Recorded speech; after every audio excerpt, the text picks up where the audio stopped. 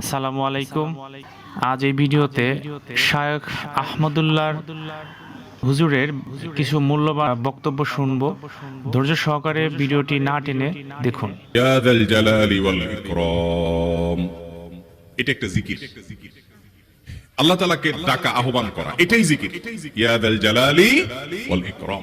নবী করিম সাল্লাল্লাহু আলাইহি ওয়াসাল্লাম বলেছেন, আলিযু বিয়া যাল জালালি ওয়াল ইকরাম। ইয়া যাল জালালি ওয়াল ইকরাম, এটাকে আঁকড়ে ধরো, এটাকে নিয়মিত করো, বেশি বেশি করে বলতে থাকো এটাকে সব সময় এটাকে মুদাওয়ামাতের সাথে কন্টিনিউয়াসলি এটা বলতে থাকো। ইয়া যাল জালালি ওয়াল ইকরাম। অনেক উলামায়ে কেরাম, মুহাদ্দিসিনে কেরাম ইয়া যাল জালালি ওয়াল ইকরাম কেন নবীজি এত বেশি বলতে বলেছেন, এটার মাধ্যমে আমাদের লাভটা কি, এর ব্যাখ্যা করতে গিয়ে বলেছেন, ইয়া যাল জালাল মানে হলো হে মহান, মহান বড়ত্বের অধিকারী, হে জালালের অধিকারী, হে জালাল, ওয়াল ইকরাম হে দানশীল। তাহলে প্রথম বাক্যে আল্লাহর বড়ত্বের কথা স্বীকৃতি দিয়ে প্রশংসা করা হয়, আর দ্বিতীয় বাক্যে হে দানশীল বলে আল্লাহ তাআলার কাছ থেকে চাওয়া হয় যে আপনি যেহেতু দানশীল এবং আপনি যেহেতু মহান, অতএব আপনি আমাকে দান করেন। এটা ডাকলেই, আল্লাহকে এই বলে ডাকলেই চাওয়া হয়ে যায়। এই জন্য বেশি বেশি করে ইয়া যাল জালালি ওয়াল ইকরাম পড়তে হবে। জিকির করতে নবী করিম সাল্লাল্লাহু আলাইহি সাল্লাম সব সময় আমাদেরকে উৎসাহ দিয়েছেন, অনুপ্রেরণা দিয়েছেন। এবং ইবনে সাদি রাহিমাহুল্লাহ তিনি 6টা নির্যাস দোয়া এবং জিকির যে বলেছেন তার 4 নম্বর হলো লা হাওলা ওয়ালা কুওয়াতা ইল্লা বিল্লাহ। লা হাওলা ওয়ালা কুওয়াতা ইল্লা বিল্লাহ। লা হাওলা ওয়ালা কুওয়াতা ইল্লা বিল্লাহ, এটা হলো সারেন্ডার করা, আল্লাহর কাছে সারেন্ডার করা, আত্মসমর্পণ করা। মানে আল্লাহ ছাড়া কোনো ভালো কাজ করার ক্ষমতা কারণ নাই, করার তৌফিক দেওয়ার ক্ষমতা কারণ নাই, আর পাপ থেকে বাঁচানোরও ক্ষমতা কারণ নাই। এইজন্য আমি কেমন যেন আল্লাহর কাছে সারেন্ডার করছেন। লা হাওলা ওয়ালা কুওয়াতা ইল্লা বিল্লাহ। নবী করিম সাল্লাল্লাহু আলাইহি ওয়াসাল্লাম বলেছেন, তোমাদেরকে কি আমি জান্নাতের একটা ভান্ডারের খবর দিব, যেটা জান্নাতের ভান্ডার, সওয়াব টওয়াব না, সাধারণ অল্প স্বল্প সওয়াব না, পুরো জান্নাতের ভান্ডারের সন্ধান দিয়ে দিব।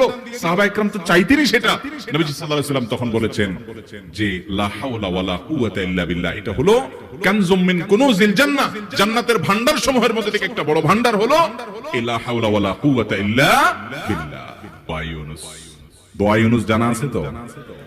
লা ইলাহা ইল্লা আনতা সুবহানাকা ইন্নী কুনতু মিনাজ জালিমিন। ভাইরা আমার, আল্লাহ তাআলা অলৌকিকভাবে, লৌকিক সিস্টেমের ঊর্ধ্বে রেখে আল্লাহ তাআলা তাকে এই বাক্য পাঠ করার কারণে, এর মাধ্যমে আল্লাহ তাকে মুক্তি দান করেছেন। এবং আল্লাহ তাআলা এই ঘটনা কোরআনে উল্লেখ করার পর একটা সুসংবাদ বলছেন আমাদের সবার জন্য, বিরাট বড় আনন্দের সংবাদ। আল্লাহ বলেছেন, ওয়াকাযালিকা নুনজিল মুমিনিন। এই বাক্য পাঠ করার পর ইউনূস আলাইহিস সালামকে শুধু রক্ষা করেছেন আল্লাহ, তাই নয়, আল্লাহ বলেছেন একই ভাবে তাকে যেরকম রক্ষা করেছি, এই বাক্য যদি কেউ পড়ার মতো পড়ে, হক আদায় করে পড়ে, মনের গভীর থেকে পড়ে, মর্ম উপলব্ধি করে পড়ে, নিয়মিত পড়ে, ওয়াকাযালিকা নুনজিল মুমিনিন, ঈমানদারদেরকে আমি রক্ষা করে দেব। নবী সাল্লাল্লাহু আলাইহি ওয়াসাল্লাম বলেছেন, তোমরা আমার ভাই ইউনূস ইবনে মাত্তা যে দোয়া করেছে, ওই দোয়াটাকে তোমরা আঁকড়ে ধরবা, যে কোনো বিপদে আপদে মুসিবতে আল্লাহর কাছে চাইবা। ভাইরা আমার, আমরা বিপদ আপদে পড়লে হুজুরদের কাছে চলে যাই দোয়ার জন্য, অনেকে মাজারে চলে যায়, সেখানে মানত করে, টাকা পয়সা দেয় বিপদ উদ্ধার করার জন্য। কপাল পোড়া জানে না ও কার গোলাম, ও আরশে আজিমের মালিকের গোলাম, তার সাথে ডাইরেক্ট কানেক্টেড হওয়ার সুযোগ আছে, শুধু ইউজ করলেই হয়, সুইচ দিলেই হয়। কপাল পোড়া জানে না, ডানে বামে গিয়ে নিজের আমল বরবাদ করে, ঈমান বরবাদ করে, তাওহীদ নষ্ট করে।